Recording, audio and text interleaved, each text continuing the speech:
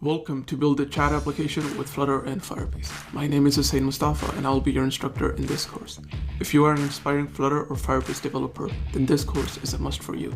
In this course, we will be making a complete chat messaging application powered by Flutter and Firebase. Our application is going to have all the features of a modern messaging application, such as authentication, a beautiful UI, ability to send media messages, and much more. In this course, we'll take a deep dive into Firebase. Our application is going to make use of all of the core services provided by Firebase, including but not limited to authentication, Firestore database, Firebase Cloud Functions, as well as the Firebase Cloud Storage. Furthermore, we will employ techniques during the development of our application to optimize operational costs and maximize performance, because that's how real-world applications should be. Finally, if you're new to Firebase, this course features a complete crash course on the inner workings of Firebase.